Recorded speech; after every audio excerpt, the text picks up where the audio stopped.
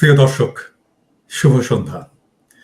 আপনাদের মনে আছে আমি বলেছিলাম যে আমি একটি ছায়া সভা ছায়া ক্যাবিনেট তৈরি করব এবং রাষ্ট্রীয় গুরুত্বপূর্ণ বিষয়ে আমরা আলোচনা করব।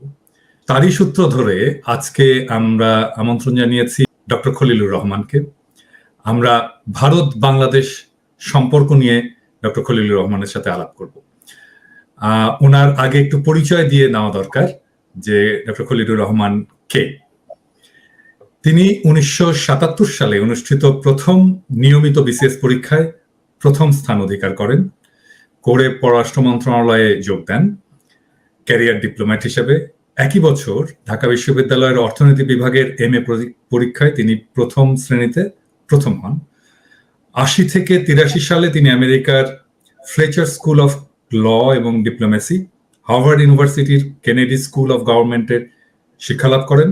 আইন এবং কূটনীতিতে MA এবং অর্থনীতিতে PhD ডিগ্রি অর্জন করেন। তারপরে দেশে ফিরে আসেন।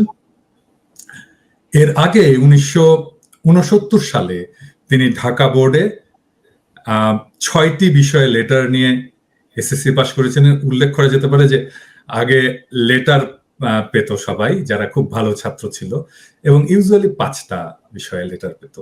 তো উনি 6টি বিষয়ে, ষষ্ঠ বিষয় ছিল বাংলায়। আমি কখনো দেখিনি কাউকে যে বাংলায় লেটার পেয়েছেন। খলিল ভাই প্রথম এবং প্রবাবলি একমাত্র যিনি বাংলাতেও লেটার পেয়েছিলেন। 1985 থেকে 91 তিনি নিউ ইয়র্কে জাতিসংঘের বাংলাদেশের স্থায়ী মিশনের সদস্য ছিলেন এবং জাতিসংঘের অর্থনৈতিক কমিটিতে বাংলাদেশের প্রতিনিধিত্ব করেন। 1991 সালে তিনি বিশেষ উপদেষ্টা পদে জাতিসংঘ সচিবালয়ে যোগ দেন এবং পরবর্তী 25 বছর নিউ ইয়র্ক এবং জেনেভায় বিভিন্ন গুরুত্বপূর্ণ দায়িত্ব পালন করেন, যার মধ্যে আছে জাতিসংঘের মহাসচিবের নির্বাহী দপ্তরে অর্থনৈতিক এবং সামাজিক উন্নয়ন বিষয়ক প্রধান, জেনেভাস্থ আংটাডের technology division trade policy analysis গ্রুপের প্রধান, জাতিসংঘ সদর দপ্তরে আংটাডের ব্যুরো চিফ, টেকনোলজি ব্যাংক সংক্রান্ত জাতিসংঘ মহাসচিবের হাই লেভেল গ্রুপের এক্সিকিউটিভ সেক্রেটারি এবং নন ট্যারিফ ব্যারিয়ার সংক্রান্ত জাতিসংঘের আন্তঃসংস্থা কমিটির সভাপতি। এই সমস্ত তিনি জাতিসংঘের কয়েকটি ফ্ল্যাগশিপ রিপোর্টের প্রধান রচয়িতা, লিখেছেন। 2001 সালের LDC কনফারেন্সের প্রোগ্রাম অফ অ্যাকশন রচনার দায়িত্ব পড়েছিল তার উপরে। সেখানেই প্রথমবারের মতো LDCদের রপ্তানি পণ্য ইউরোপিয়ান ইউনিয়নে ডিউটি এবং কোটামুক্ত প্রবেশাধিকার পায়। সেটা ওনার কাজের কারণেই। এই ব্যবস্থা থেকে বাংলাদেশের শিল্প খাত বিপুলভাবে উপকৃত হয়েছিল। এরপরে আরেকটি বিষয় না বললেই নয়, তিনি বাংলাদেশের ইস্ট ওয়েস্ট ইউনিভার্সিটির প্রতিষ্ঠাতা এবং আপনারা জানেন যে গত জুলাই অগাস্ট বিপ্লবে ইস্ট ওয়েস্ট ইউনিভার্সিটির ছাত্ররা গৌরবজনক এবং বীরত্বপূর্ণ ভূমিকা রেখেছেন। এর বাইরে আরেকটি বিষয় না বললেই না, সেটা হচ্ছে যে আপনারা যারা আমার এপিসোডগুলো দেখেন, আমার এপিসোডগুলো করার আগে গত 3 বছর ধরে খলিল ভাইয়ের সাথে প্রায় প্রত্যেকটা এপিসোড করার আগে নানা বিষয়ে আলাপ করে ওনার সাজেশন, ওনার গাইডেন্স, ওনার ইনপুটস এ সমস্ত নিতাম। এবং আমার এপিসোডটা যাওয়ার পরে আমি প্রথম যাকে ফোন করতাম যে কেমন হয়েছে এটা, আপনার ফিডব্যাক কি। অধিকাংশ ক্ষেত্রেই উনি ভালো বলেছেন, বাট উনি ক্রিটিক করেছেন, সমালোচনা করেছেন, কোথাও বলেছেন যে এটা এভাবে না বললে। শুধু আমার ইউটিউবের ভিডিও না, আমার ফেসবুকের অ্যাক্টিভিটিসেও উনি অনেক জায়গায় মতামত দিয়েছেন, ক্রিটিক করেছেন, যেন আমরা এই অ্যাক্টিভিজমটাকে রাইট ডিরেকশনে নিয়ে যেতে পারি। তো অনেকেই বলেন আর কি যে আমার ভিডিওগুলো একটা বিধ্বংসী ভূমিকা ছিল। তো আমি যদি অর্জুন হয়ে থাকি তাহলে আমার পিছনের শ্রীকৃষ্ণ খলিল ভাই। খলিল ভাই, আপনাকে স্বাগতম আমার চ্যানেলে। আমরা খুবই আনন্দিত যে আজকে আপনি এসছেন এবং আজকে আপনার কাছ থেকে আমরা শুনবো ভারত বাংলাদেশ কূটনৈতিক সম্পর্কের বিষয়। এবং আমার প্রথম প্রশ্ন যে হাসিনার শাসন আমলে ভারত বাংলাদেশ সম্পর্ককে আপনি কিভাবে মূল্যায়ন করেন? আপনাকে অজস্র ধন্যবাদ আমাকে আমন্ত্রণ জানানোর জন্য। আপনি আমার সম্পর্কে যা বললেন আমি অভিভূত বোধ করছি, এর জন্য আমি তৈরি ছিলাম না। অর্জুনের জায়গায় আমি নাই, তবে শ্রীকৃষ্ণের জায়গায় আমি নাই, অর্জুনের জায়গায় আপনি 100 ভাগ। তো যেটুকু আমি বলবো যে গত 3 বছর ধরে আপনার এই ফ্যাসিবাদ বিরোধী আন্দোলনের জন্য আপনি যা কিছু করেছেন এবং বাংলাদেশের স্বাধীনতা এবং সার্বভৌমত্ব পুনরুদ্ধারে আপনার যে বিশাল ভূমিকা, তার নিত্যদিনের সাক্ষী কিন্তু আমি দেখেছি অনেক সময় আপনি আমাকে ফোন করেছেন, তখন প্যারিসে 4টা বাজে রাতে, আপনি ঘুমান নাই, হ্যাঁ, কাজ করে গেছেন, পরের দিন কিন্তু সারাদিন কাজ। আর আপনার কাজ তো আমি জানি, এটা একটা অত্যন্ত গুরুত্বপূর্ণ কাজ করেন আপনি লরিয়াল কোম্পানিতে। অনেকেই বুঝবে না এই কাজের গুরুত্ব, বাট আই নো। আপনি আরেকটা কাজ করেছেন, সেটা হচ্ছে রাজনীতি থেকে শুরু করে কূটনীতি, অর্থনীতি ইত্যাদির জটিল বিষয় আপনি খুব প্রাঞ্জল ভাষায় ব্যাখ্যা করেছেন। সুনাগরিক হতে হলে, উত্তম নাগরিক হতে হলে, সচেতন নাগরিক হতে হলে এই জিনিসগুলো জানা, বোঝা, এগুলো আমাদের জন্য খুব প্রয়োজন। আপনি সেই হিসাবে একজন শিক্ষকের ভূমিকাও পালন করেছেন। তা এই আন্দোলনে, আপনার এই দীর্ঘ আন্দোলনে, যার সমাপ্তি ঘটেছে ছাত্র জনতার বৈপ্লবিক অভ্যুত্থানে, আপনার যে অদ্বিতীয় অবদান, অনবদ্য অবদান, সেটা ইতিহাসে স্বর্ণাক্ষরেই লেখা থাকবে। আপনার প্রশ্ন উত্তর দেওয়ার আগে, এই আন্দোলনে যারা শহীদ হয়ে, বিনম্র শ্রদ্ধা, যারা নির্যাতিত এবং আহত হয়েছেন তাদের প্রতি জানাচ্ছে সহমর্মিতা, এবং সকল বিজয়ী বীরদেরকে জানাচ্ছি মোবারকবাদ। এর ভেতরে আমার ইউনিভার্সিটি, ওয়েস্ট ইউনিভার্সিটির, যার আমি একজন অন্যতম প্রতিষ্ঠাতা, তার ছাত্ররাও আছেন, আমি এর জন্য খুব গর্বিত বোধ করি। আপনার প্রশ্নে আসি। শেখ হাসিনার 15 বছর শাসনকালে বাংলাদেশের সাথে ভারতের যে সম্পর্কটা ছিল, সেটা কিন্তু স্বাভাবিক, সাধারণ অর্থে দুটো স্বাধীন দেশের ভেতরে দেওয়া নেওয়ার যে কূটনৈতিক সম্পর্ক, এটা সেরকম ছিল না। এটা ছিল শেখ হাসিনার সাথে ভারতের একটা বিশেষ বন্দোবস্ত। মোটা দাগে এইটাই ছিল এই সম্পর্কের প্রকৃতি। এবং এই সম্পর্কের টার্মস অফ এনগেজমেন্ট ছিল ভারত শেখ হাসিনার ক্ষমতায় থাকা নিশ্চিত করার সকল রকম চেষ্টা করবে, এবং শেখ হাসিনা তার বিনিময়ে ভারতের বিভিন্ন স্বার্থ দেখবেন, বিশেষ করে নিরাপত্তা স্বার্থ। শেখ হাসিনার একটা কথাতেই কিন্তু এই সম্পর্কের নির্যাসটা ফুটে উঠেছে। তিনি বলেছিলেন যে আমি ভারতকে যা দিয়েছি তা চিরকাল মনে রাখবে। তিনি কিন্তু বলেননি যে আমি ভারত থেকে যা এনেছি বাংলাদেশের মানুষ চিরদিন সেটা স্মরণে রাখবে। তিনি বলেননি যে আমি বাংলাদেশের সকল নদীর জন্য পানির ন্যায্য হিস্সা আদায় করে আনতে পেরেছি। তিনি বলেননি আমি সীমান্তে ফেলানি থেকে শুরু করে বাকি যারাই নিহত হয়েছেন সেই হত্যাকাণ্ডগুলো বন্ধ করে দিয়েছি। তিনি বলতে পারেননি আমি ভারতের বাজার খুলে দিয়েছি, যাতে করে খুলে দেওয়ার বন্দোবস্ত করেছি যাতে করে বাংলাদেশের পণ্য অবাধে ভারতে প্রবেশ করতে পারে। তিনি এগুলোর কিছুই বলতে পারেননি। তার কারণ হচ্ছে ওই যে বললাম টার্মস অফ এনগেজমেন্ট, তাতে এগুলো ছিল না যা দেবার। এবং সেই হিসাবে আমি বলবো যে শেখ হাসিনা এবং তার অনুসারীরা ভারতের স্বার্থের প্রতি অনুগত ছিলেন প্রধানত, এবং বাংলাদেশের স্বার্থ কার্যত তাদের কাছে গৌণ বলেই প্রতীয়মান হয়েছে। অন্তত এই সম্পর্কের ফলাফল থেকে আমরা সেই ধারণাই করতে পারি। এই সম্পর্কের সূচনা কংগ্রেসের আমলে। আমাদের মনে আছে 2014 সালের নির্বাচনের আগে, 2013 সালের ডিসেম্বরে সম্ভবত, ভারতের পররাষ্ট্র সচিব সুজাতা সিং ঢাকায় উড়ে এসেছিলেন।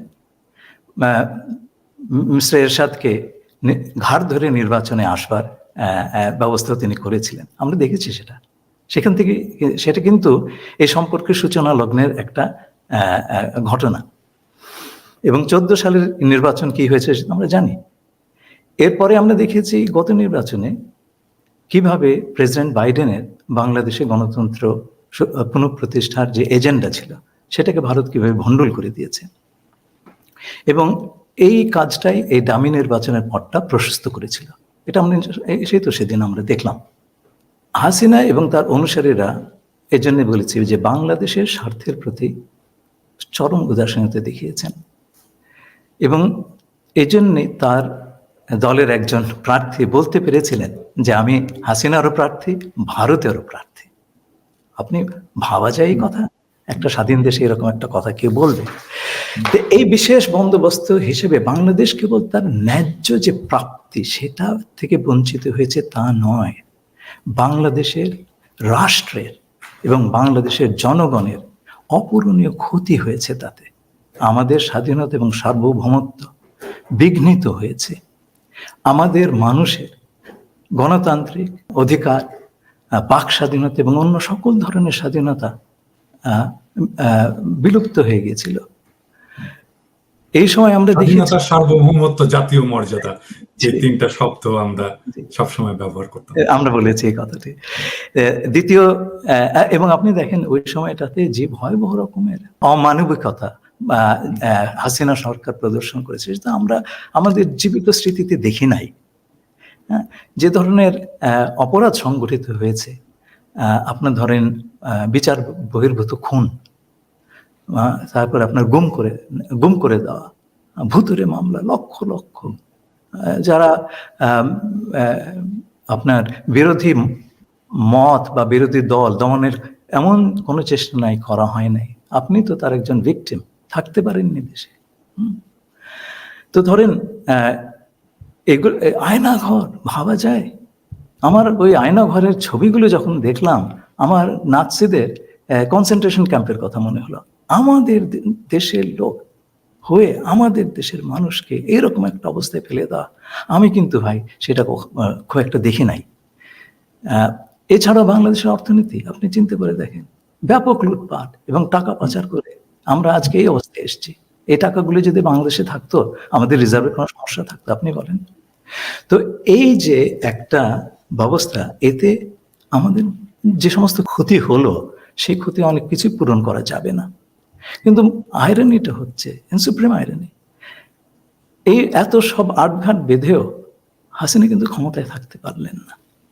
তাকে অনেকটা চোরের মতো দেশ ত্যাগ করতে হলো, তার সমর্থকদের দলকে ভয় ভয় একটা বিপদে ফেলে দিয়ে। এই ধরনের কাপুরুষতা আমরা এরশাদের কাছেও দেখি নাই। না, এরশাদ অনেক সাহসী ছিল। হ্যাঁ, সাহসী। এরশাদকে বলা হয়েছিল যে আপনি চলে যান, এরশাদকে কিন্তু এই প্রস্তাবটা দেওয়া হয়েছিল যে আপনি চলে যান, এরশাদ কিন্তু রাজি হয়নি। জি। তো দেখেন, আর অন্যদিকে ভারতও তো রাখতে পারলো না এই ব্যবস্থাটা। বাংলাদেশের ছাত্র জনতার শক্তির সামনে টিকতে পারলো না। এটা কিন্তু একটা ইম্পর্টেন্ট জিনিস। এবং ভারত সংক্রান্ত বিভিন্ন রকমের ভয় টয় ছিল মানুষের ক্ষেত্রে, সবগুলো কেটে গেল। তো আমার মনে হয় যে এটা ভারতের পররাষ্ট্রনীতি এবং বাংলাদেশ নীতির জন্য বড় রকমের একটা ধাক্কা। এটা ঠিক যে এটা তো ধাক্কা, অবশ্যই ধাক্কা। তো এখন ভবিষ্যতে এরপরে আমাদের পররাষ্ট্রনীতি বা ভারত নীতি কিভাবে নতুন ভাবে বিন্যাস হবে, আপনার কি মত? ভারত কি করবে সেটা সম্পর্কে কিছু আন্দাজ করতে পারি। আমি আমার দীর্ঘ কর্মজীবনে বিভিন্ন ভারতীয় ডিপ্লোম্যাট, বেশ অনেক নামি দামি ডিপ্লোম্যাটের সঙ্গে সান্নিধ্যে এসেছি, তাদের সঙ্গে কাজ করেছি। আমার ধারণা ভারতে বিজ্ঞ অভিজ্ঞ ব্যক্তিবর্গ আছেন নীতি নির্ধারণ মহলে, তারা নিশ্চয়ই অনুধাবন করছেন যে বাংলাদেশে একটা ব্যাপক পরিবর্তন হয়ে গেছে এবং ওই পরিবর্তন, এটা আগের অবস্থায় ফেরত যাবে না। There be no business as usual. কিন্তু এই জিনিসটা তাৎক্ষণিকভাবে মেনে নেওয়াটা কিছু অসুবিধা আছে। কিন্তু অন্যদিকে মেনে না নিলে পরে একটা দীর্ঘমেয়াদে টেকসই প্রতিবেশী সুলভ সম্পর্ক তৈরি করার কাজটাও দীর্ঘতর হবে, দুষ্কর হবে, অন্যান্যরাও এর ভেতরে ঢুকে যাবে, কাজটা কষ্টকর হবে ভারতের জন্য। যেটা বললাম, ভারতের হাসিনার এই পতন ভারতের জন্য একটা নীতি বিপর্যয়। আমরা কংগ্রেসের আগে এটা শুরু হয়েছিল, কিন্তু এটা শেষটা হলো মিস্টার মোদির আমলে। যে কোনো সরকারের জন্য এই ধরনের একটা বিপর্যয় মেনে নেওয়া কঠিন, দেশের জনগণের জন্য মেনে নেওয়া কঠিন। এবং একটা জিনিস খেয়াল করবেন, মিস্টার মোদি কিন্তু এখন নিরঙ্কুশ ক্ষমতার অধিকারী না, তিনি একজন কোয়ালিশন সরকারের প্রধান। ভারতের কোয়ালিশন সরকারগুলোর আগে কি পরিণত হয়েছে আমরা তো জানতাম। তো এই জিনিসটা মেনে নেওয়া, বাংলাদেশের পরিবর্তন মেনে নেওয়া, বাংলাদেশের এই নীতি বিপর্যয় ভারতের, এটা মেনে নেওয়া তার জন্য রাজনৈতিকভাবে খুব সুখপ্রদ নাও হতে পারে। এর জন্য আমার ধারণা ভারতের এক ধরনের পরিকল্পিত অস্বীকৃতি বা ক্যালকুলেটেড ডিনায়াল সেটা চলছে। এটা শুরুটা কিন্তু আমরা আন্দোলনের সময় থেকেই দেখতে পেয়েছিলাম। আপনার খেয়াল আছে যে বাংলাদেশে নিযুক্ত ভারতের শীর্ষ ডিপ্লোম্যাটরা, সাবেক শীর্ষ ডিপ্লোম্যাটরা, অনেক অনলাইন অফলাইন কমেন্টেটররা যখন এই আন্দোলন একটা অপ্রতিরোধ চরিত্র ধারণ করল, তখন তারা সবাই সমস্বরে বলে উঠলেন এইটা সব মৌলবাদীদের কাজ, বাংলাদেশ জঙ্গিদের হাতে পড়ে যাচ্ছে এবং এটা আফগানিস্তান হবে ইত্যাদি ইত্যাদি। এগুলো হচ্ছে ক্যালকুলেটেড ডিনায়াল। এই জিনিসটা তো এখনো রাহুল গান্ধী এখনো বলেছে উগ্রপন্থার উত্থান হচ্ছে আমেরিকায়। তো এটা আমরাও শুনলাম, শুনে দুঃখও পেলাম। তবে এটা মানে ব্যাপারটা অবাক হওয়ার কিছু নাই, তাদের এক ধরনের ফোবিয়া আছে, তো এটা তো আমাদের বুঝতে হবে। আর তাদের ফোবিয়াটা কি, তাদের ভয়টা কি বাংলাদেশকে নিয়ে? না, তাদের ভয়ের ব্যাপার তো না, এটা স্বার্থের ব্যাপার। আমি আসবো সেই জায়গাটাতে, স্বার্থের ব্যাপার। তারা যেভাবে সাজিয়েছিল, যে যত্নে সাজিয়েছিল একটা জিনিস, এবং তার স্বার্থের জন্য, বিশেষ করে নিরাপত্তার স্বার্থ, উত্তর পূর্বাঞ্চলের নিরাপত্তার স্বার্থ, সেইটা হাসিল করার জন্য যেই জিনিসটা সাজিয়েছিল তাসের ঘরের মতো ভেঙে গেল, সাস্টেইন করতে পারলো না, এটা ধরে রাখতে পারলো। এই যে জিনিসটা, যে এটা যে সাস্টেইনেবল না, এটা যে কোনো আক্কেল জ্ঞান সম্পন্ন মানুষই তো এটা বুঝবে। এরা কেন বুঝলো না? তাহলে এত পড়াশোনা, এত ডিপ্লোমেসি, এত কিছু শিখে লাভ হলো কি? জি ভাই, নিজের বাহাদুর আমি জারি করছি না। আপনার খেয়াল আছে 3টা বছর ধরে আমি এই এক কথাই বলেছি। হ্যাঁ, আপনি আমাকে জানতে চেয়েছেন প্রথমেই, ভাই এটা টিকবে? আমি বললাম না, এটা তো টিকার জিনিস না, আমি এরকম দেখি নাই তো, এগুলো হয় না। একটা স্বাধীন রাষ্ট্রকে আপনি এভাবে ট্রিট করতে পারেন? আমার এখনো আপনার সেই টোনটা আমার কানে বাজে, ভাই এটা টিকবে না, আপনি এইভাবে বলতে, নাকি এটা টিকবে না, ঠিক এইভাবে বলতে, এটা টিকার না। তারপরে দেখেন, কিন্তু এটা কেন তারা বুঝতে পারলো না? এটা হচ্ছে, মানে ধরেন আমরা তো তাদেরকে নানা ধরনের, মানে একটা দেশের মানুষ তীব্রভাবে ভারত বিরোধী হয়ে উঠছে এবং এই রেজিমটা এত অজনপ্রিয়, এটা যে কোনো মুহূর্তে এটা কোলাপস করবে, এরকম একটা অবস্থাও তারা বুঝতে পারলো না। এর মধ্যে আমরা ভারতীয় পণ্য বয়কটের আন্দোলন করলাম, যেটা বিপুলভাবে জনপ্রিয় হয়ে গেল, তারপরেও তারা কেন বুঝতে পারলো না? আপনাকে বলি, একে তো হচ্ছে অজনপ্রিয়তা, এই ব্যাপারটা আছে। আপনার মানুষের গণতন্ত্রের অধিকারটা আপনি কেড়ে নেবেন, মানুষ বসে বসে আঙুল চুষবে, অত্যাচারিত হবে, কিছুই বলবে না, এটা তো মানা যায় না। একটা জিনিস মনে রাখতে হবে, বাংলাদেশ কিন্তু এই উপমহাদেশের একমাত্র দেশ যে যুদ্ধ করে স্বাধীন হয়েছে। কোনো আলোচনার টেবিলে বসে আমাদের স্বাধীনতা অর্জন হয়নি। এবং আপনি দেখবেন প্রতিটি প্রজন্ম একটা বড় আন্দোলনের ভেতর দিয়ে গিয়েছে। আমাদের যখন স্কুলের বয়স, ক্লাস 10-এ পড়ে, ম্যাট্রিক এসএসসি দিব, সেই সময় আইয়ুব বিরোধী আন্দোলন হলো, আমরাও ফারহানের মতো রাস্তায় নেমেছি। তো জিনিসটা হচ্ছে, পাকিস্তানেরা আমাকে গুলি করে নাই, কিন্তু আমাদের দেশের বাহিনী ফারহানকে গুলি করেছে। এটি কিন্তু খেয়াল রাখতে, এই পর্যায়ে চলে গেছিল জিনিসটা। 90-তে এরশাদ বিরোধী আন্দোলন, আপনি গেছিলেন। আজকে এত বড় একটা আন্দোলন হলো। এই ধরনের আন্দোলনের, এই ধরনের যুদ্ধ করা, লড়াই করা, লড়াকু মনোভাব, এইটা এই উপমহাদেশে কারণ নাই। এর জন্য আপনার যা নাই, আপনি সেটা বুঝবেন কি করে? এক্স্যাক্টলি। এটা আমি আমার এপিসোডেও বলেছি যে, মানে রাষ্ট্র বিপ্লব কি, অভ্যুত্থান কি, আন্দোলন কি, এই জিনিসটা ভারতের লোকজন জানে না। মানে height of their what should I say revolutionary zeal হচ্ছে নকশাল মুভমেন্ট। তো আমরা সবাই অ্যাপ্রিসিয়েট করি এবং আমরা এটা অবশ্যই এটাকে, এই স্পিরিটটাকে আমরা সকলেই অ্যাপ্রিসিয়েট করি, বাট স্টিল নকশাল মুভমেন্ট আমাদের যে কোনো একটা ছোটখাটো আন্দোলনের সাথে তুলনীয় না।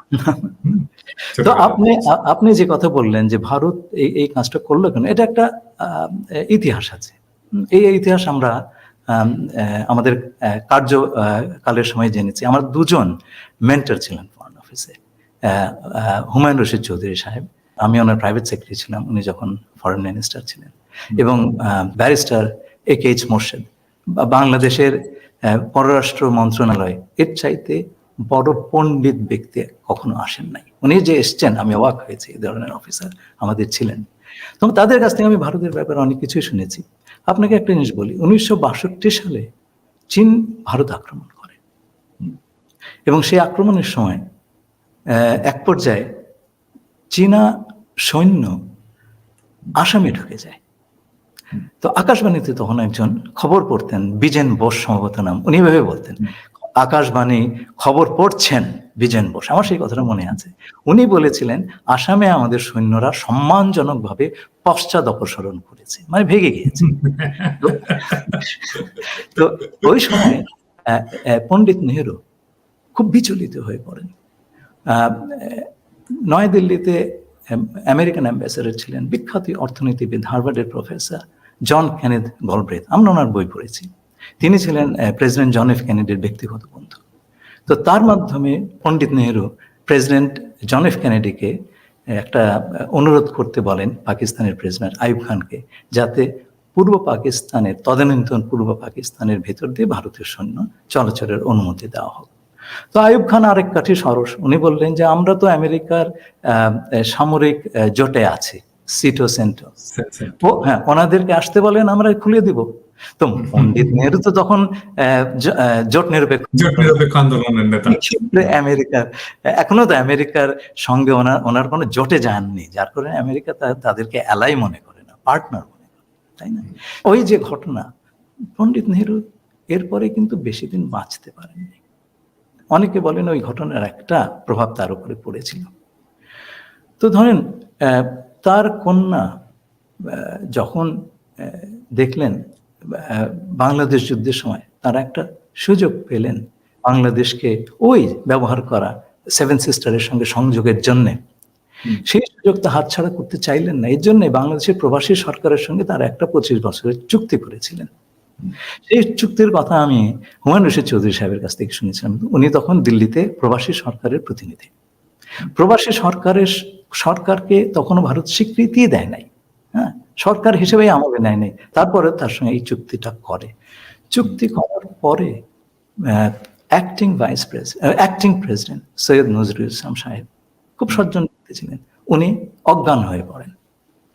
চুক্তিটা এতই আত্মঘাতী ছিল। তো পরে শেখ মুজিব এসে তার পরিবর্তন ঘটান। একটা ক্রেডিট আমাদেরকে শেখ মুজিবকে দিতেই হবে, সেটা হচ্ছে বাংলাদেশ থেকে ভারতের সৈন্য দলকে বাড়িতে পাঠিয়ে দেওয়া, এই কাজটি তিনিই করেছিলেন।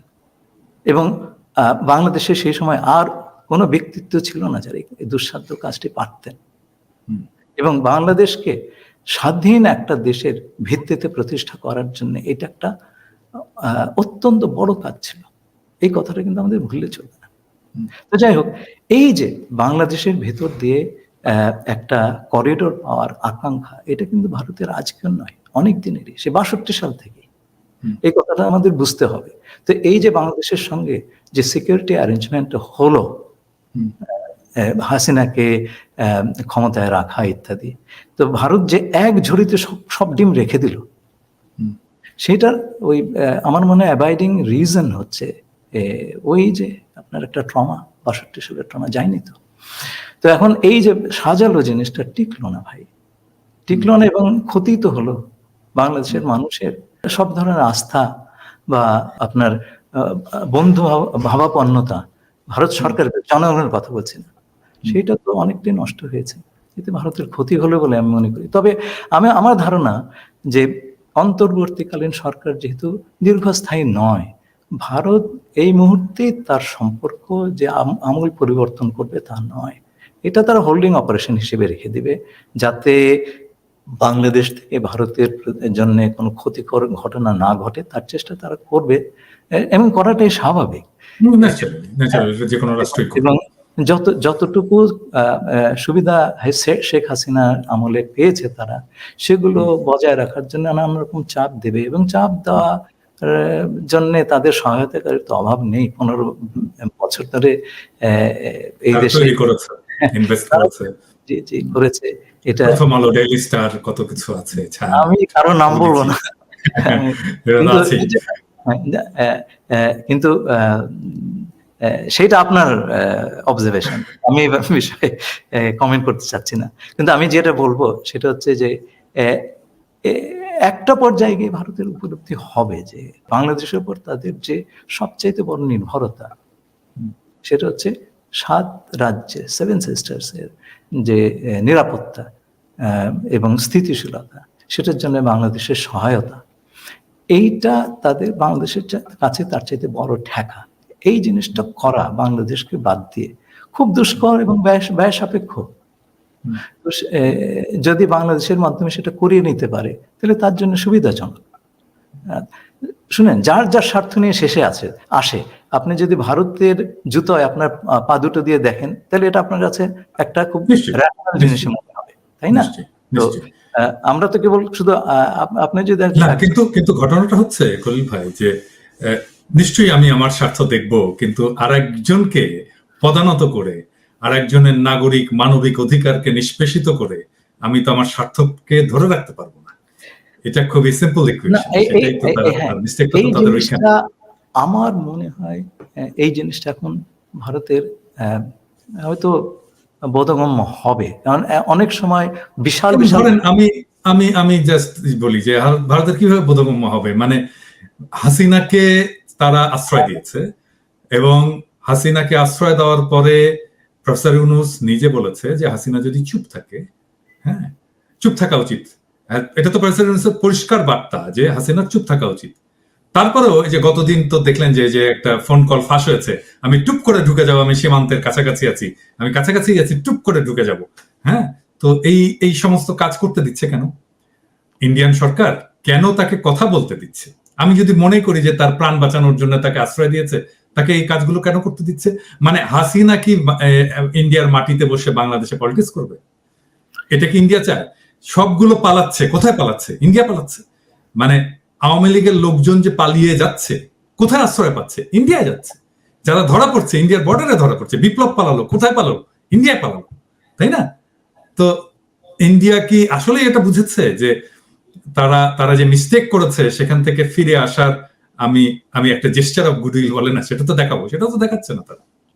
আমি আপনাকে বলি, আপনি যদি কাউকে এগুলো করে পার পেয়ে যান, আপনি এটা করবেন, এটাই নিয়ম, জগতের নিয়ম। তাই আপনি পার পেয়ে যাচ্ছেন। এগুলো হচ্ছে, আপনি ধরেন, আমি আপনাকে একটা জিনিস বলি, ভারতের একজন বিচ্ছিন্নতাবাদী নেতা যদি বাংলাদেশে এসে আশ্রয় নেন, ভারত সেটা সহ্য করবে? এক্স্যাক্টলি।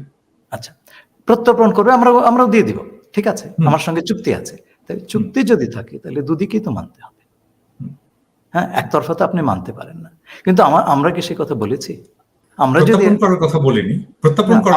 আমরা যদি এই কথাগুলি না বলি যে আমার অপরাধী, এখন তো তার বিরুদ্ধে মামলা হচ্ছে, তো এখন আমাদের দেশের অপরাধীরা আপনার দেশে একটা অভয়ারণ্য পাবে, আর আপনি চাইবেন এইখানে আপনার অপরাধীরা আমরা টুপ করে ধরে ফেলি এলেই।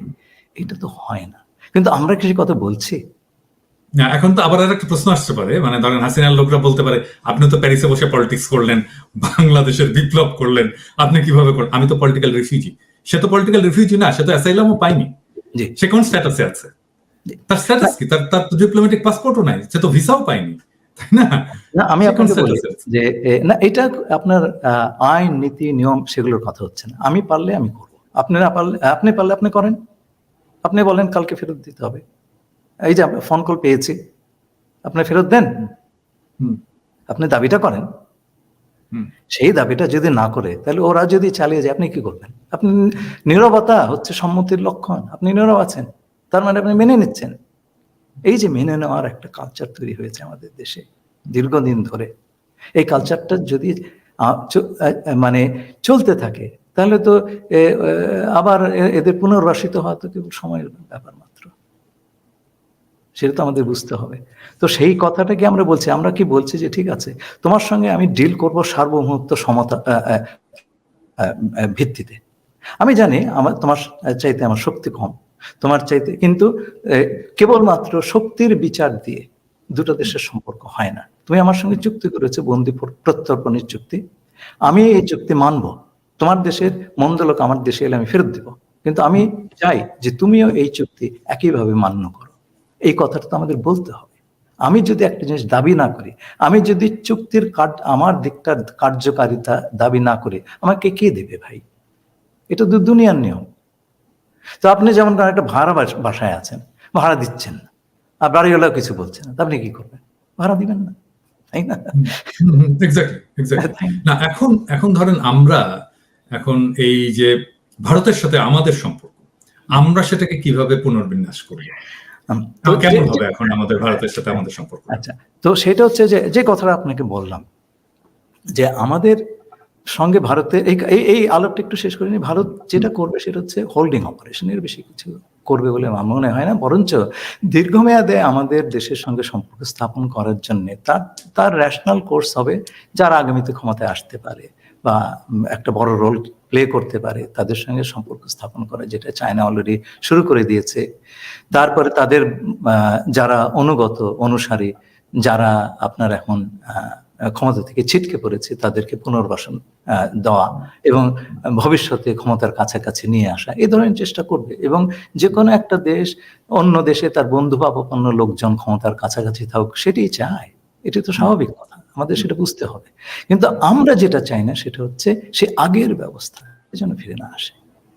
এবং সেইটা ফিরে না আসার জন্যে সবচাইতে বড় বিষয় হচ্ছে আপনার একটা ওই বন্দোবস্তটার ধ্বংসস্তূপের উপরে একটা অটোনমাস ফরেন পলিসি তৈরি করা।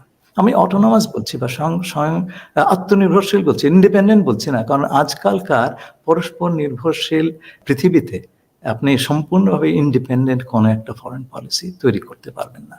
এইটা একটা বড় চ্যালেঞ্জ আমাদের এই ইন্টারিম গভর্নমেন্টের সামনে। রাষ্ট্র সংস্কারের কাজটা সম্পূর্ণ হবে না যদি আপনি পররাষ্ট্র সম্পর্কের বিষয়টা সংস্কার না করেন। যেই জায়গায় চলে গিয়েছিল বাংলাদেশের ফরেন পলিসি বলে কিছু ছিল না, আপনাকে সেটা তো পুনরুদ্ধার করতে হবে, পুনর্নির্মাণ করতে হবে, এবং সেটা পুনর্নির্মাণ করতে হবে এমনভাবে যেটা আমাদের স্বার্থ সমুন্নত রাখে। আমি আসবো, কিন্তু তার আগে আমি আরো দুটো চ্যালেঞ্জের কথা বলে নিচ্ছি। প্রথম চ্যালেঞ্জ হচ্ছে এই সরকারের সামনে ভারত যে ধরনের চাপ দেবে বা দিচ্ছে সেগুলো মোকাবিলা করা, এবং সেইটা না করতে পারলে, সঠিকভাবে না করতে পারলে এই ফ্যাসিবাদের সমর্থকদের পুনর্বাসন সহজতর হবে। এটা আপনি ঠেকাতে পারবেন না। এবং তাহলে পরে এত মানুষ কেন শহীদ হলেন, রক্ত দিলেন, হ্যাঁ, আহত হলেন, চোখের অশ্রু। এমনকি দু একটা এক্সাম্পল দিতে পারেন যে যেখানে ভারত এর মধ্যে চাপ দিয়েছে এবং আমরা সাকসেসফুলি সেটাকে মোকাবেলা করতে পারিনি? দু একটা এক্সাম্পল। না, আমি বরঞ্চ বলবো সাকসেসফুলি যেটা মোকাবেলা করেছি। হ্যাঁ, যেমন আমাদের প্রধান উপদেষ্টা প্রফেসর ইউনূস দ্ব্যর্থহীনভাবে বলেছেন যে ভারত যে কাজটি করছে, যে বাংলাদেশে জঙ্গি উত্থান ইত্যাদি, এগুলো এক্সাজারেশন, হ্যাঁ, এগুলোর কোনো ভিত্তি নেই। হ্যাঁ, তো সেখানে উনি খুব জোরের সঙ্গে রিফিউট করেছেন। উনি হাসিনা সম্পর্কেও যথেষ্ট শক্ত ভাষায় বলেছেন ইটস টু আর্লি। এখনো এই বিষয়ে এক ধরনের কোনো জাজমেন্ট দেওয়া বা কোনো রায় দেওয়ার সময় আসেনি। আমাদের আরো আমি আজকে একটা এপিসোড রেডি করছিলাম, এই যে ধরেন রাহুল গান্ধীর যে বক্তব্য, যে উনি বললেন যে বাংলাদেশে উগ্রপন্থার উত্থান হচ্ছে, এটার কিন্তু একটা রিবাটাল দিয়েছেন আমাদের পররাষ্ট্র উপদেষ্টা তহিদ সাহেব। উনি বলেছেন এটা সত্য নয়। হ্যাঁ, মানে আমার এটা শুনে খুবই মেজাজ খারাপ হয়েছে। মানে এটা তো কোনো শক্ত প্রতিবাদ হলো না। এটা সত্য নয় মানে কি? উনি কি ট্রাইব্যুনালে দাঁড়াইছেন আর রাহুল গান্ধী কি তাকে জেরা করতেছে যে বলবে আপনি কি এটা করেছেন? না, এটা সত্য নয়। এরকম করে কথা বলে, এরকম করে কথা বললে তো কোনোদিনই ভারতের সামনে শক্ত হয়ে শিরদাঁড়া উঁচু করে দাঁড়াতে পারবে না। মানে আমি যেটা বলি আর কি, আমি তো মেঠো ভাষায় কথা বলি, আপনি তো জানেন আর কি। আমি বলি যে ইন্ডিয়ার সাথে কুত্তার মতো ব্যবহার করতে হবে, খেউ খেউ করে কথা বলতে হবে। এটা না বললে ওরা ঠিক হবে না। সবসময় খেউ খেউ করে, হ্যাঁ, উগ্রভাবে, হ্যাঁ, এই কথাটা যদি না বলতে পারে, ওরকম ভদ্র মানুষ, এরকম পুতু ভাবে কথা বলা মানুষ, মানে একজন একদম খুব অ্যাগ্রেসিভ কাউকে লাগবে, একদম ঘাউ করে ধরবে। হ্যাঁ, কথা বললে খাও করে ধরবে। জয়শঙ্কর তো এরকম খাও খাও করে, তাই না? জয়শঙ্কর তো এরকমই খাও খাও করে, মানে ভদ্র ভাষায় করে কিন্তু খাও খাও করে। তো ওই রকম একজন লাগবে, ভেরি অ্যাগ্রেসিভ। তাছাড়া এই ইন্ডিয়ার এই ইয়েগুলোকে সামলানো যাবে না। ভাই, আপনি এই কথাটা বললেন, শক্ত ভাষায় আপনি দেখেন না, আমি তো আমেরিকায় থাকি। আমেরিকা সবচেয়ে শক্তিশালী দেশ পৃথিবীতে, হ্যাঁ, সে অর্থনীতি বলেন, সমরশক্তি বলেন। তো সেই দেশের পক্ষে খুব শক্ত ভাষায় কথা বলা সম্ভব। আমাদের সমস্যাটা কোথায় জানেন? 15 বছর ধরে আমরা এক ধরনের ভোকাবুলারি বা ভাষায় অভ্যস্ত হয়ে গেছে, যেমন বন্ধু দেশ, রাইট, এই ধরনের ভাষা, তাই না? আচ্ছা, এবং এক ধরনের ভারত ভীতির রেশ রয়ে গেছে, এখনো রয়ে গেছে বাংলাদেশে। হ্যাঁ হ্যাঁ, মনে করতো যে র মানে একেবারে জেমস বন্ড, রয়ের এজেন্ট মানে এক একজন জেমস বন্ড। হ্যাঁ, কিন্তু আমরা তো এইটা ভুলে যাচ্ছি কেন, যে এত সব জিনিস টিকলো না আমাদের ছাত্রদের সামনে, এটা তো ভুলে গেলে হবে না, তাই না? তো এর জন্য আমার মনে হয় যে কথাটাতে আমি একটু পরে আসবো, নতুন ফরেন পলিসির কথা আমি আসবো সেটাতে, কিন্তু আমি প্রথম যেই চ্যালেঞ্জের কথা বললাম, ভারতের চাপ, এই চাপ নেওয়াটা এবং খুব শক্তভাবে এই চাপ নেওয়াটা, এটা খুব প্রয়োজন। সেকেন্ডলি, ভারতের নীতি বিপর্যয়ের কারণে এক ধরনের কৌশলগত আপনার শূন্যতার সৃষ্টি হয়েছে, এবং এই শূন্যতার সুযোগ কিন্তু এখানকার সক্রিয় নানান ধরনের শক্তি বা স্বার্থ, স্থানীয় বা বিদেশি, তারা নেওয়ার চেষ্টা করবে। আমরা কি এই ব্যাপারে সচেতন আছি? আমরা বুঝতে পারছি কি এই যারা এই বাংলাদেশে নিজের স্বার্থ হাসিলের জন্য বর্ষি ফেলছেন, তারা কি আমাদের স্বার্থের বিরুদ্ধে কাজ করছেন? আমরা কি একটা ফুটন্ত কড়াই থেকে জ্বলন্ত চুলায় পড়ে যাব? এই বিষয়গুলি কেউ ভাবছেন? আমাদের যে অবস্থার উদ্ভব ঘটছে, বিশেষ করে আমাদের আশেপাশের অঞ্চলের অস্থিতিশীলতার কারণে যে পরিস্থিতিতে আমরা পড়েছি, সেই পরিস্থিতি ভেতরে যদি এই ধরনের স্বার্থ বাংলাদেশে এই ধরনের শক্তি ঢুকে যায়, সেটা মোকাবেলা করার পূর্ব অভিজ্ঞতা বা ইনস্টিটিউশনাল ক্যাপাসিটি তো আমরা সেই রকম আমাদের নাই। তো এই জিনিসটা তো আমাদের খুব ভালো করে হ্যান্ডেল করতে হবে, সামাল দিতে হবে, তা নাহলে পরে তো সরকার থাকা দূরের কথা, দেশই টিকবে না ভাই। এটা আমার একটা বড় রকম, আমি রাতে ঘুমাতে পারি না এই কথা ভেবে। এই নিয়ে আমাদের বিস্তর আলোচনার দরকার আছে। হ্যাঁ, বিভিন্ন লোক এখন আসবে বিভিন্ন দেশ থেকে, তার নানান রকম স্বার্থ। এই তো আমাদের আমেরিকান বন্ধু আসছে আর কি। তো না, তাই নয়, ধরেন যারা অ্যাক্টিভ ছিল না অ্যাক্টিভ হচ্ছে, হ্যাঁ, অনেকে তার সুর বদল করছে, নতুন নতুন অ্যালায়েন্স তৈরি করার চেষ্টা করছে। আমাদের দেশের ভেতরেও নানান দল, নানান মতের লোকজন নানান রকম কাজ করছে। there is no method in this madness। তো যার কারণে এটার মানে শেষ কোথায় গিয়ে দাঁড়াবে সেটা আমি ঠিক বুঝতে পারছি না। তো এই নিয়ে এই বিষয়টা নিয়ে যদি সরকার খুব বেশি রকম যথাযথ আপনার নজর না দেয়, আমরা বিপদে পড়ে যেতে পারি। এখানে আরেকটা বিষয় একটু আমি বলতে চাই, সরকার তো ডেফিনেটলি সরকার তো এটা দেখবেই, কিন্তু আসল স্টেক হোল্ডার, আমাদের পাওয়ারের আসল স্টেক হোল্ডার তো আমাদের পলিটিক্যাল পার্টিগুলো, এবং আমরা যদি খুব স্পষ্টভাবেই বলি বিএনপি এবং জামাত, তারা এই দুই বৃহৎ রাজনৈতিক দল যারা এই ফ্যাসি বিরোধী আন্দোলনের লড়াইয়ে আমাদের দুইটা প্রধান বিরোধী রাজনৈতিক দল হচ্ছে বিএনপি এবং জামাত। এই বিএনপি এবং জামাতের ভেতরে ইন্টারনালি এই যে গ্লোবাল রাজনীতি, গ্লোবাল পলিটিক্স, গ্লোবাল প্লেয়ার, এদের ব্যাপারে কি এদের সাথে ডিল করার সাফিসিয়েন্ট ক্যাপাসিটি কি ইন্টারনালি তাদের আছে? না, ডিল করা তো অনেক পরের কথা। জিনিসগুলি যা ঘটছে সেটা বোঝারই তো সক্ষমতা আছে কিনা সেটাও তো দেখতে হবে। আপনি আগে বুঝবেন, তারপরে ডিল করবেন। একটা সময় কিন্তু ছিল, তো সেইগুলি এক পর্যায়ে গিয়ে 2 বছর হোক, 1 বছর হোক, 1.5 বছর হোক, দেশের দায়িত্ব তো ইলেক্টেড বা নির্বাচিত প্রতিনিধিদের উপরই পড়বে, তাই না? এই অবস্থা তো চিরকাল থাকবে না, আনলেস সামথিং এলস হ্যাপেন্স, অন্য কিছু ঘটে না গেলে। আচ্ছা, তো এবং অন্য কিছু ঘটে যাবে না সেটা কিন্তু আপনি দিব্যি করে এখন কেউ সার্টেন না। We are in a very volatile situation.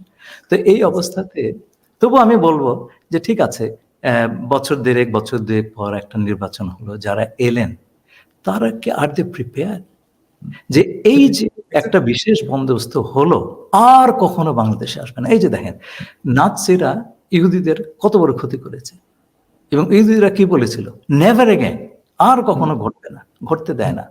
তারা যা কাজ করছে তাদের সেইগুলো আমাদের পছন্দ অপছন্দের কথা আমি বলছি না, আমি বলছি তারা করতে দেয়নি, হুম, করতে দেয়নি, ছোট্ট একটা জাতি করতে দেয়নি। আমরা তো অনেক বড় জাতি। এই যে আমাদের অনেক সময় বলা হয় ছোট দেশ, আমরা তো ছোট দেশ না ভাই। সারা পৃথিবীতে ১৯৫টা দেশ আছে, তার মধ্যে পপুলেশনের দিক থেকে, জনসংখ্যার দিক থেকে আমরা অষ্টম, ১৯৫ মধ্যে অষ্টম।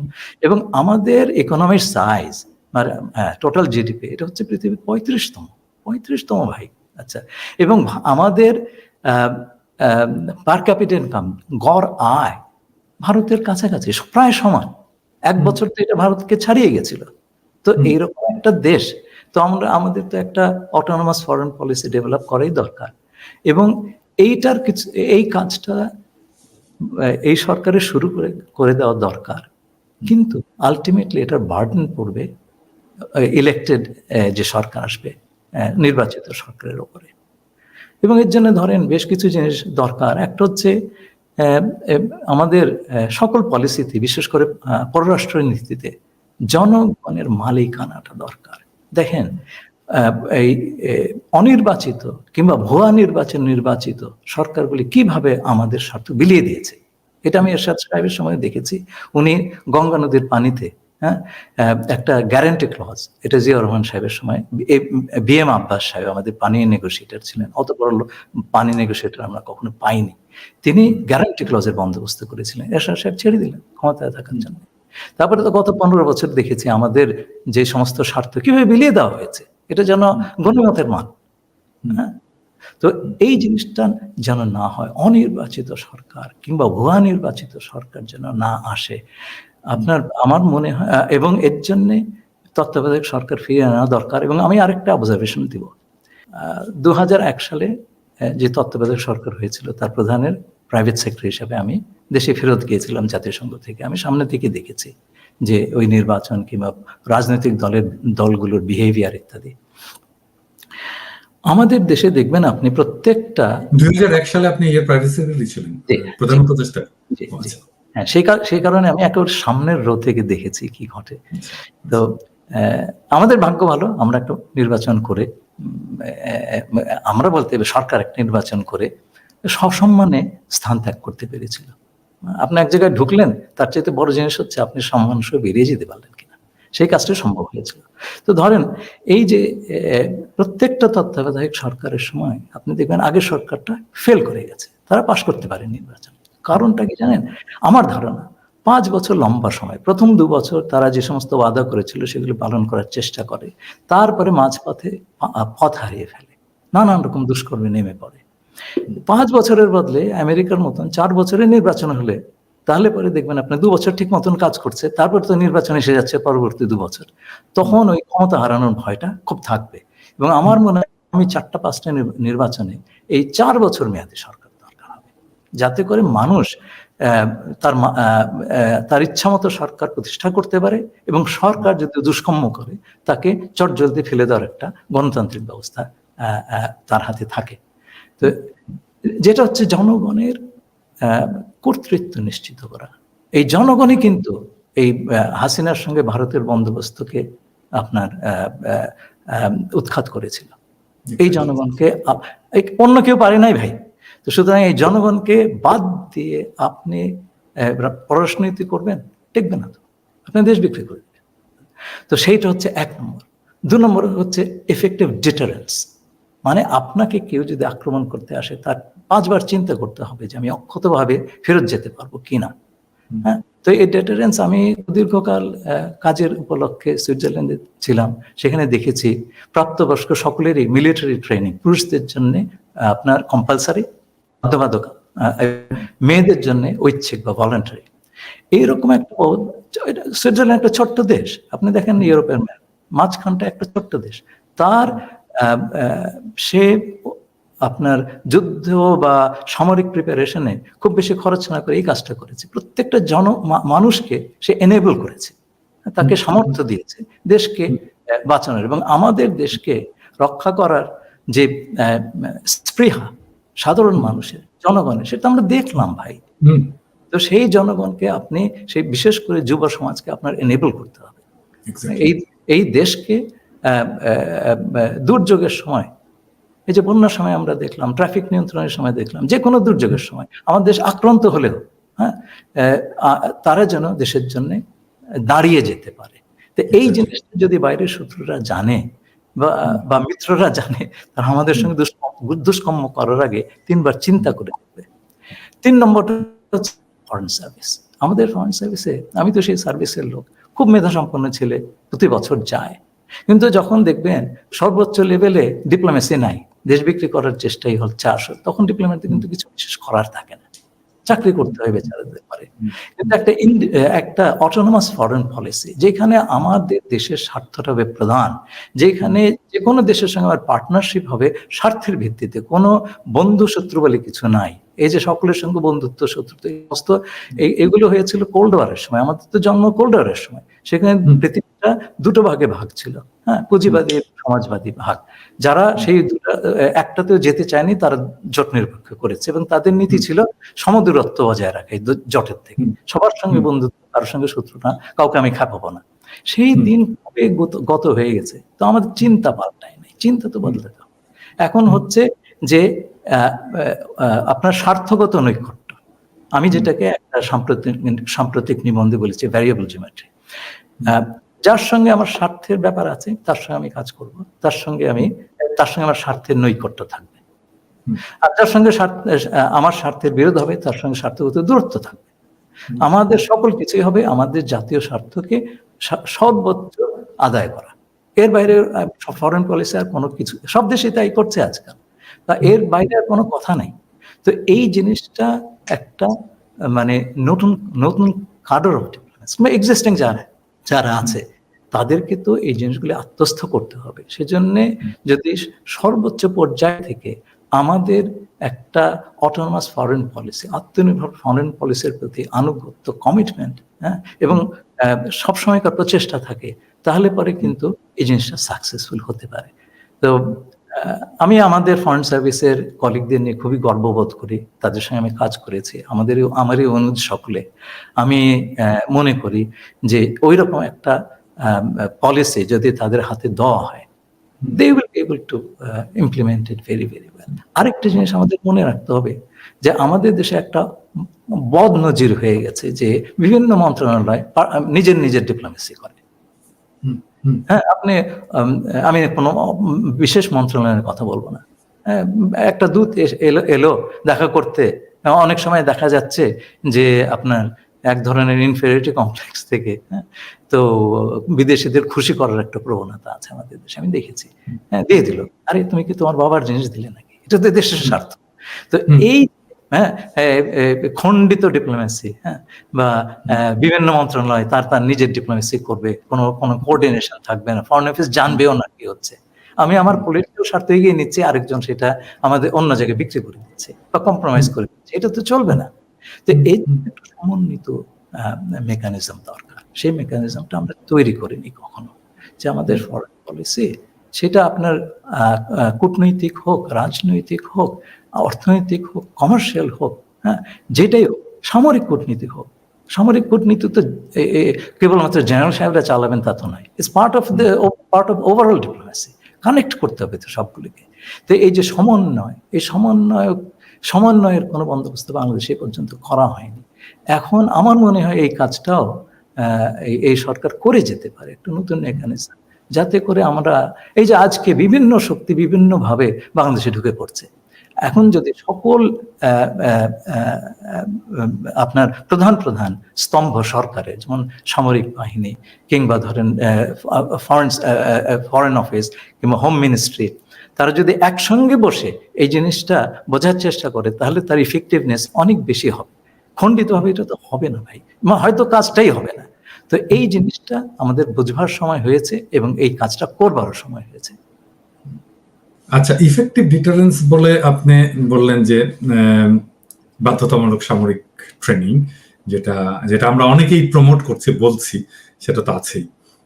আর অন্য কিছু কেউ বলতে চান না, আমি জানি না কেউ বলতে চান না কেন। মানে ধরেন আমার মিলিটারি মাইট নিয়ে আমি কেন বলবো না, আমার মিলিটারি মাইট কেমন হতে পারে। হ্যাঁ, যেমন আমি আমার একটা এপিসোডে বলেছি যে আমাদের লং রেঞ্জ মিসাইল লাগবে, এমন রেঞ্জের মিসাইল লাগবে যেই মিসাইলটা দিল্লিতে আঘাত আনতে পারে। মানে ডেফিনেটলি আমি তো আমার উপরে আক্রমণ করলে আমি যেন ওখানে মারতে পারি, সেই ব্যবস্থাটা যেন আমার থাকে।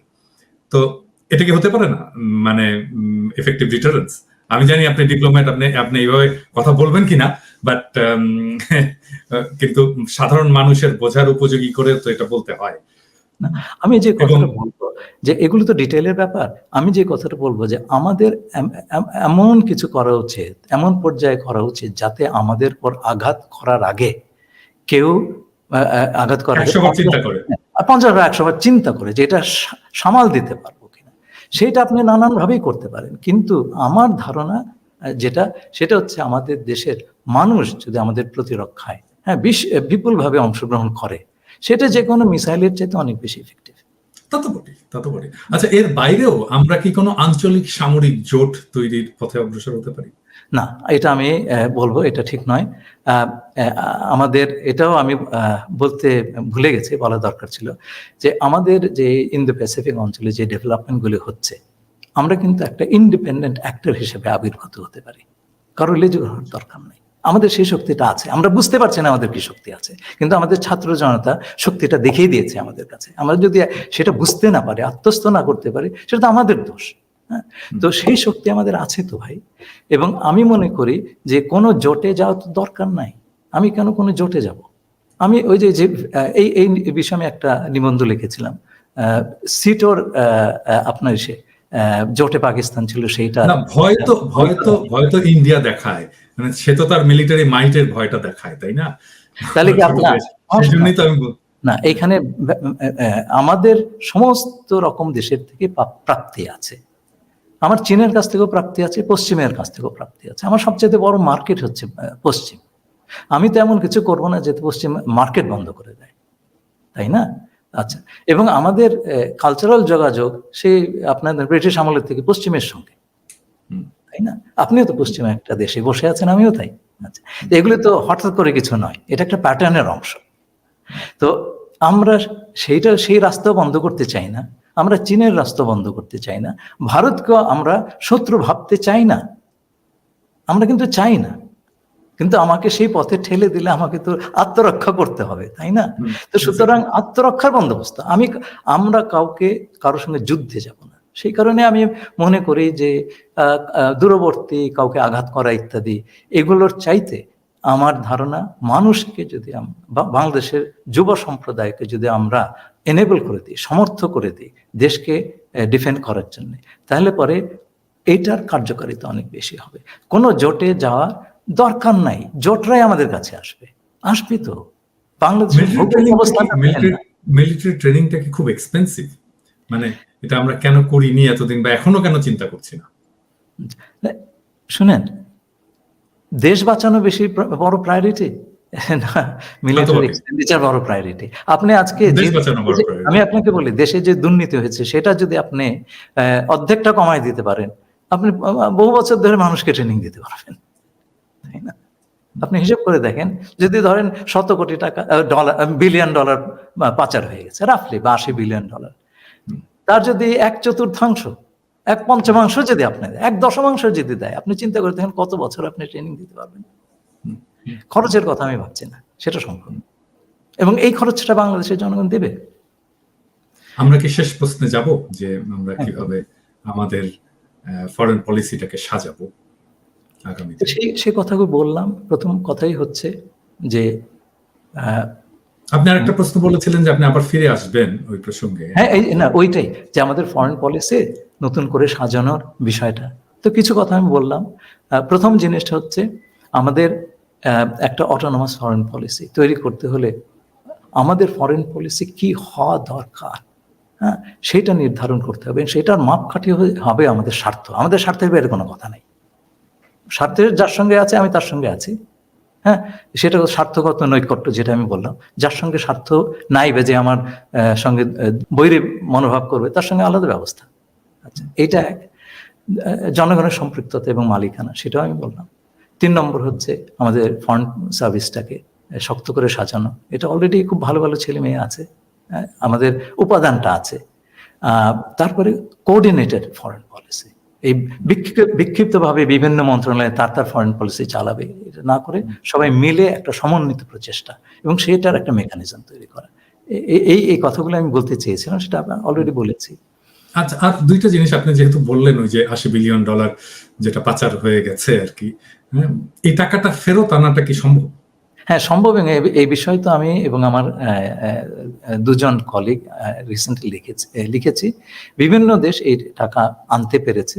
এর জন্য বিভিন্ন মেকানিজম আছে। আমি খুব খুশি যে অন্তর্বর্তীকালীন সরকারের পক্ষ থেকে বিভিন্ন দেশের কাছে এই বিষয়ে সাহায্য চাওয়া হয়েছে। এই অর্থগুলো আইডেন্টিফাই করা খুব কঠিন কাজ নয়, এবং শুধু অর্থ নয়, বিভিন্ন জায়গায় প্রপার্টি করা হয়েছে, এগুলো আইডেন্টিফাই করা অসুবিধা নয়। কিন্তু কাজটা শুরু করে দিয়ে যেতে হবে। এটা দীর্ঘকালীন কাজ এবং এটা চালিয়ে যেতে হবে। আমার তো মনে হয় যে এইটার জন্য সরকার একটা বিশেষ টাস্ক ফোর্স তৈরি করুক। নানান রকম কমিশন তো করলো, আমরা যদি এই যা চলে গেছে তার একটা অংশও আনতে পারি, তাও সেটা তো আনা হলে তো দেশের টাকা ভাই, আমাদের টাকা তো এভাবে চুরি করে নিয়ে যাবে, আমি হাত গুটিয়ে বসে থাকবো, তা তো হয় না। অনেক কিছুর মধ্যে এটা একটা বড় ইম্পর্টেন্ট জায়গা। বিভিন্ন রকম মেকানিজম আছে, জাতিসংঘ, ওয়ার্ল্ড ব্যাংকের মেকানিজম আছে। সুইজারল্যান্ড আফ্রিকার একটা দেশকে বিরাট একটা অংশের টাকা ফেরত দিয়েছে। এখন সুইস ব্যাংকে অনেক বিশাল পরিমাণ টাকা গেছে বলে আমরা জানি। তো আমরা তাদের সঙ্গে যদি আলাপ করি, হ্যাঁ, ব্রিটেনে এক মন্ত্রীর $1 বিলিয়ন সম্পত্তি, তো এটা তো আইডেন্টিফায়েবল। এমনকি সামিট গ্রুপের যে সম্পদ আছে সিঙ্গাপুরে, সেটাও তো বোধহয় ফেরত আনা সম্ভব। হ্যাঁ, কিন্তু কথা হচ্ছে যে এইটা হচ্ছে একটা আইনি প্রক্রিয়া। সেটা শুরু করার জন্য তো আপনাকে প্রথম পদক্ষেপগুলি নিতে হবে। সেজন্য এই জিনিসটার জন্য দেরি করার দরকার নেই, কোনো কমিশনের রিপোর্টের জন্য বসে থাকার দরকার নেই। ইমিডিয়েটলি একটা টাস্ক ফোর্স করে দরকার। সরকার তো কিছু ব্যবস্থা নিচ্ছে, সে ব্যবস্থা যাতে একটা সমন্বিতভাবে হয় এবং এটা যেন দীর্ঘমেয়াদে একটা জীবন পায়। আমার ফাইনাল কোশ্চেন, আমার শেষ দিকে চলে এসেছি। গতকালকে প্রফেসর ইউনূস জাতির উদ্দেশ্যে বক্তব্য দিয়েছেন এবং উনি এই গত 1 মাসে কি কি অ্যাচিভ করেছেন সেটার একটা ফিরিস্তিও দিয়েছেন।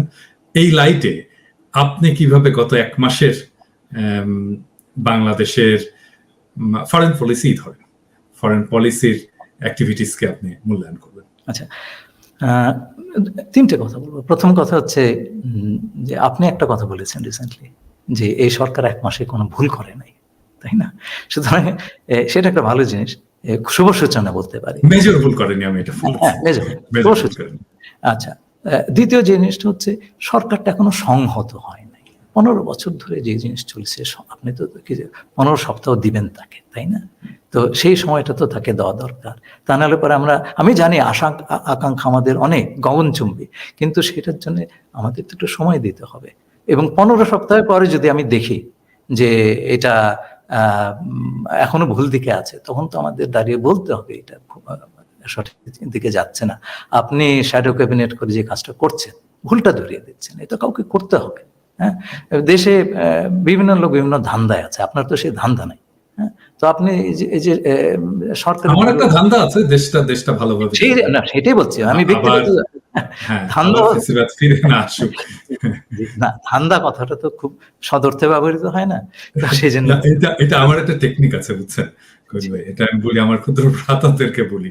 মানে আমাকে অনেকে বলে যে আপনি তো ধান্দাবাজ, হ্যাঁ, আপনি তো চোর, আপনি তো অমুক, আমি সবকিছু মেনে নিই। হ্যাঁ ভাই, ঠিক বলে আমি ওইটার একটা পজিটিভ মিনিং দাঁড় করাই আর কি। হ্যাঁ, আপনি তো সুযোগ সন্ধানী, তো এই সমস্ত যখন বলে তখন ওইটার একটা পজিটিভ মিনিং দাঁড় করা, ওইটাকে ব্যাখ্যা করি। তাছাড়া তো উপায় নাই, কারণ বাংলাদেশে যেভাবে আমরা আমাদের ভোকাবুলারি তৈরি করেছি এবং এক্সপেকটেশন তৈরি করেছি, সেটা হচ্ছে যে আপনাকে ঋষি হতে হবে, ঋষিতুল্য মানুষ হতে হবে, এবং আপনার কোনো এটা আমাদেরকে বলতেন, আমাদের রাজনীতির মারা গেছেন ভদ্রলোক, খুব স্নেহ করতেন, কমিউনিস্ট পার্টির রাজশাহীর নেতা ছিলেন, রাজশাহী ইউনিভার্সিটির টিচার ছিলেন, নাসের ভাই। উনি হচ্ছেন কবি রফিকের ছোট ভাই।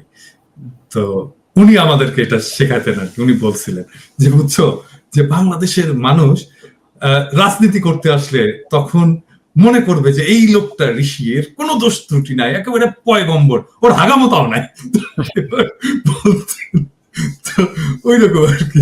তো এই যে নেগেটিভ মিনিং দিয়ে মানুষকে থামিয়ে দেওয়ার চেষ্টা করা, ওইটাকে একটু রিডিফাইন করা এবং এই অ্যাপ্রোচটাকে চেঞ্জ করার জন্য আমি বলি আর কি। যাই হোক, বলেন প্লিজ।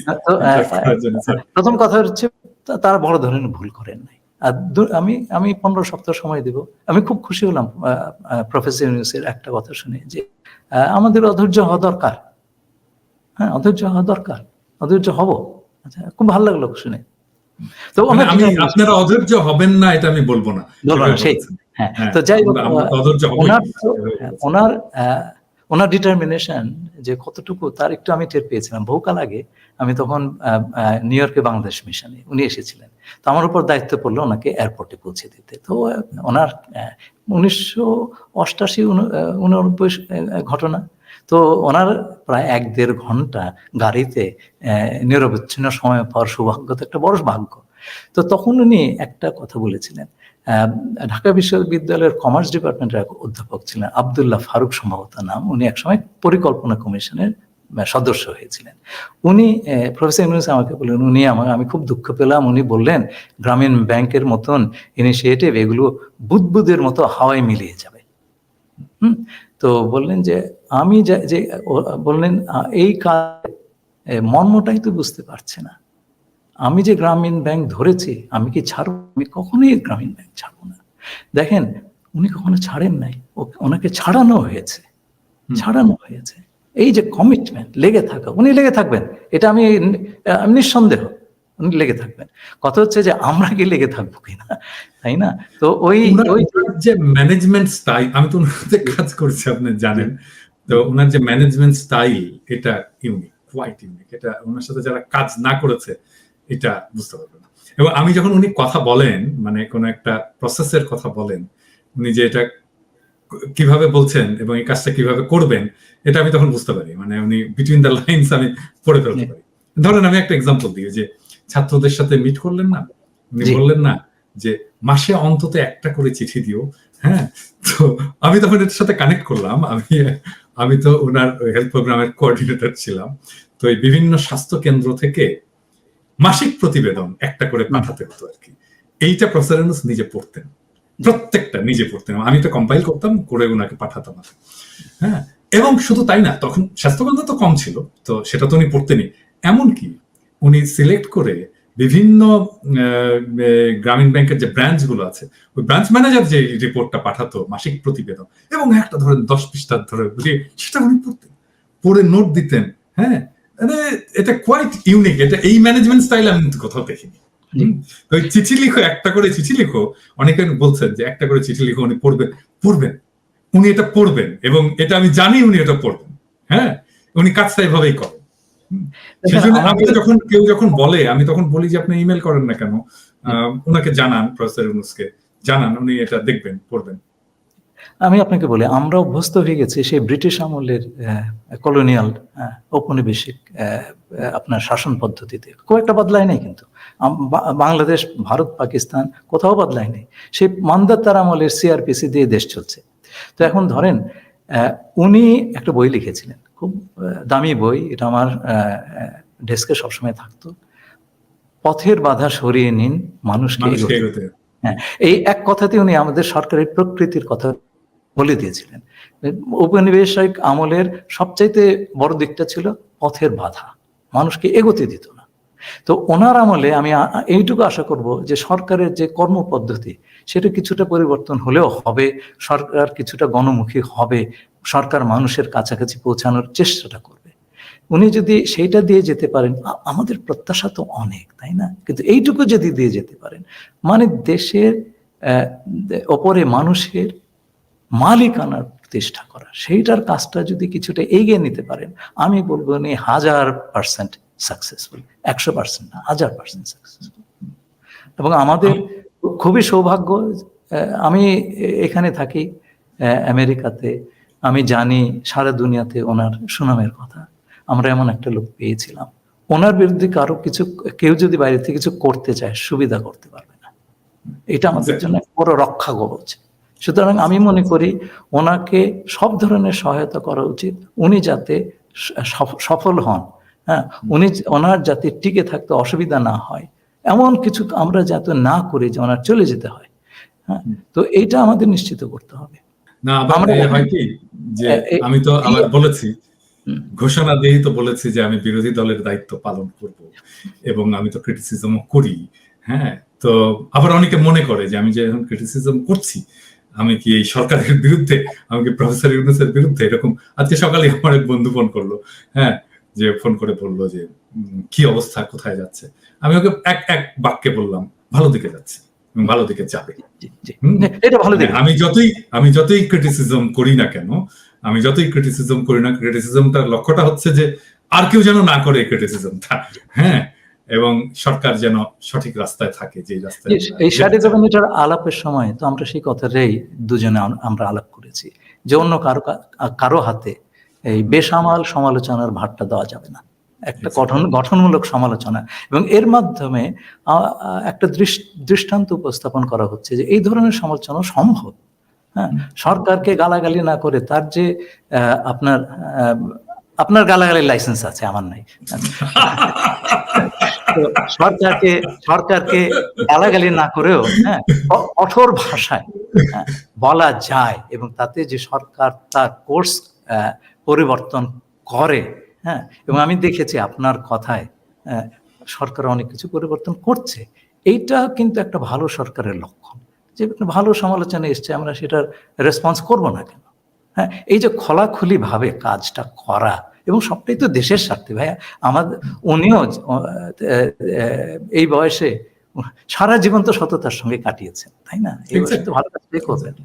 জি, আমরাও মনে করি যে ওনার নেতৃত্বে আমরা একটা জায়গায় পৌঁছে যেতে পারবো। সবচেয়ে বড় কথা হচ্ছে রাজনৈতিক নেতৃত্ব সেইখান থেকে সেই ভারটা হাতে নিয়ে সেই পথে আমাদেরকে আরো এগিয়ে নিয়ে যেতে পারবে কিনা, এই পরীক্ষাটা কিন্তু আমরা 2 বছর রাজনৈতিক দলগুলিকে, তারা কি করছে? তারা কি ক্ষমতায় যাওয়ার জন্য হামলে পড়ছে? তারা কি এখনই আওয়ামী লীগ বিতাড়িত হয়েছে বলে চাঁদাবাজিতে নেমে পড়েছে? নেমে পড়লে তার দল কি করছে সেটা বন্ধ করার জন্য? আমরা দেখবো সেটা। দলগুলি রেসপন্সিবল। এটার ব্যাপারে আমি একটু বিনয়ের সাথে রাজনৈতিক দলগুলোকে বলতেই চাই, হ্যাঁ, যে রাজনৈতিক দলের যে ইন্টেলেকচুয়াল ক্যাপাসিটি, এটাতে তো ওনাদের অনেক ইমপ্রুভ করতে হবে, হ্যাঁ, প্রত্যেকটা রাজনৈতিক দল। হ্যাঁ, দেখুন না, 2 বছর লম্বা সময় ওনারা বিভিন্ন স্তর থেকে, আমাদের দেশে মেধাবী লোকের অভাব নেই, তো দেশে বিদেশে সব জায়গাতেই আছেন। আমি একটা বিশ্ববিদ্যালয়ে ট্রাস্টি বোর্ডের মেম্বার, সেটা একজন প্রতিষ্ঠাতা। আমি জানি যে মেধা আছে আমাদের দেশে। এই মেধা না থাকলে এই ছাত্র আন্দোলন করতে পারতো না, ভাই। আচ্ছা, এবং বিদেশে যে কি পরিমাণ মেধা সেটাও আমি জানি। তো এই মেধার যদি তারা মোবিলাইজ করে এবং সে গতানুগতিক রাজনীতিতে না যায়, একটা ব্রেইন ট্রাস্ট তৈরি করে প্রত্যেকটা দল, হ্যাঁ, যে সেই ব্রেইন ট্রাস্ট তাকে বিভিন্ন সেক্টরে কি কি করতে হবে সেই উপদেশটা দেবে, এবং সরকার দলের কর্তা ব্যক্তিরা সেটা শুনবেন, এবং মানুষ দেখবে যে তারা শুনছেন। আচ্ছা, এই কাজ না করলে পরে তো আমরা সেই আগের জায়গাতে পৌঁছে যাব। আগের জায়গায় পৌঁছে যাওয়ার জন্য কিন্তু মানুষ শহীদ হয় নাই, রক্ত দেয় নাই, ওই ইন্টেলেকচুয়াল অ্যাসেটটা যদি ডেভেলপ না করে রাজনৈতিক দলগুলো, তাহলেই বিপদ। মানে ধরেন, আমি যদি বলি আর কি, ধরা যাক যে বিএনপি ক্ষমতায় গেল, তাহলে আমাদের বাণিজ্য মন্ত্রী কে হবে? কেউ কি বলতে পারবে?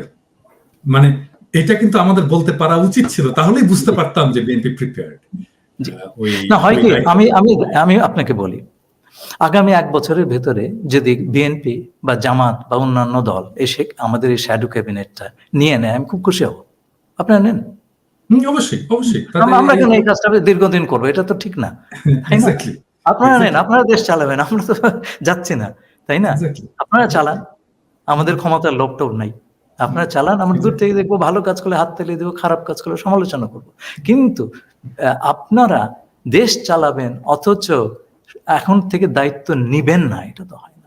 2 বছর আপনাদের প্রিপারেশন টাইম, আপনারা প্রিপেয়ার্ড হন, আপনার দলগুলো ওইভাবে সাজান, মানুষ বিশ্বাসটা দেন যে সরকারটা হবে জনগণের এবং সরকার মেধার ভিত্তিতে চলবে। আন্দোলনটাই তো মেধার চলেছিল, তো মেধার ভিত্তিতে দেশটা চলবে। দেশের স্বার্থটা ওইভাবে আদায় করা হবে, এবং স্বার্থের প্রতি আমাদের স্বাধীনতা, সার্বভৌমত্ব এবং আঞ্চলিক অখণ্ডতার প্রতি আমাদের আনুগত্য সমুন্নত রেখে কোনোভাবে কম্প্রোমাইজ করা যাবে না। আপনাকে অনেক ধন্যবাদ ভাই, আমরা শেষ করছি। আপনাকে মানে আরো বেশি সময় গল্প করার মতো করে আলাপ করা গেলে ভালো লাগতো। আবার হবে, আমরা অন্য কোনো একটা ইস্যু নিয়ে আসবো। আপনি ভালো থাকবেন। আপনার ইস্ট ওয়েস্ট ইউনিভার্সিটির ছাত্রদেরকে এবং শিক্ষকদেরকে আমার ব্যক্তিগত তরফ থেকে অভিনন্দন জানাই তাদের এই গৌরবজনক ভূমিকার জন্য।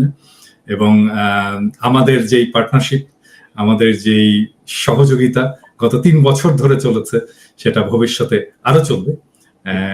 এবং আমি আপনাকে বিরক্ত করেই যাব, এবং আমরা আশা করি যে আমরা জাতিকে কিছু দিতে পারবো, পজিটিভ কিছু দিতে পারবো। সেটাই আমাদের আশা। দর্শক মন্ডলী, আপনাদেরকেও ধন্যবাদ। আমরা আবার পরে অন্য কোনো বিষয় নিয়ে আসবো।